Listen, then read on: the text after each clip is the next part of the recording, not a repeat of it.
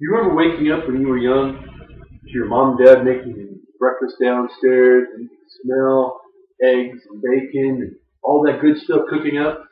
Well, I remember that, and I'm going to show you today how to cook an egg, just like my parents did.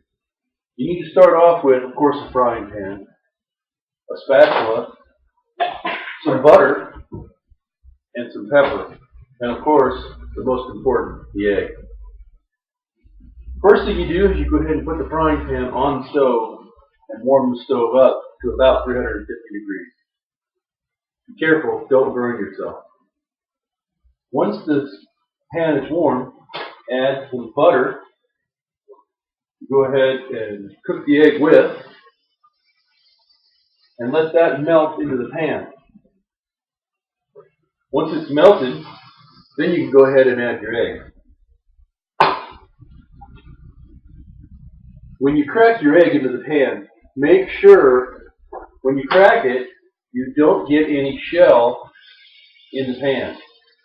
That wouldn't make the egg very good. Now that you have your egg in the frying pan, add some pepper. I like this. You don't have to do this yourself, but I think it adds a lot of flavor. Now as the egg starts to cook, what you'll notice is that the whites actually turn, of course, white. Once it's cooked for a few moments and you can't see through the egg white anymore and it starts to bubble, then what you'll need to do is you'll need to turn the egg over. Okay? But be very careful. Some people like their egg yolks broken, and some people do not. I prefer not to have my egg yolks broken. I enjoy dipping toast in that. Okay, the egg's cooking up well at this point. A reminder to everybody, as you cook your egg, there's a chance that the butter or oil that you use to cook it with can splatter. You want to make sure that you wear clothing that protects yourself so you don't get splattered. Oil and grease burns are not fun. Okay, the egg is just about ready to flip over now.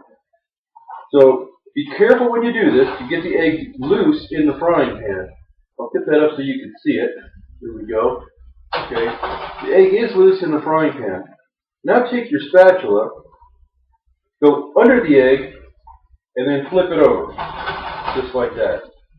Okay, again, be careful when you do that you don't get grease down onto your burner either. You don't want to cause a grease fire in your house. That could really put an end to a good egg. Now that the egg is flipped over, again, you have to let it cook a while. Cook 1 to 2 minutes, and that'll give you a perfect fried egg. While this is cooking up, what you'll want to do is make sure you have a plate and a fork ready. So when the egg is finished cooking, we can take it out of the frying pan and put it onto the plate. And I like to clean up as I go. Be sure to put the lid back on all of the supplies that you used while you were cooking, and then put them off to the side, and put the items you're not going to use any longer into the sink or the dishwasher. Okay, this egg is just about ready to go. There we go. All right.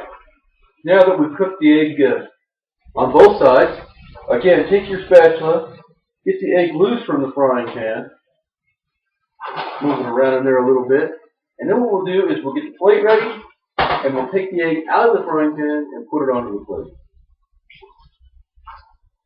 There we go. And there we go. Okay, be sure and turn the burner back off.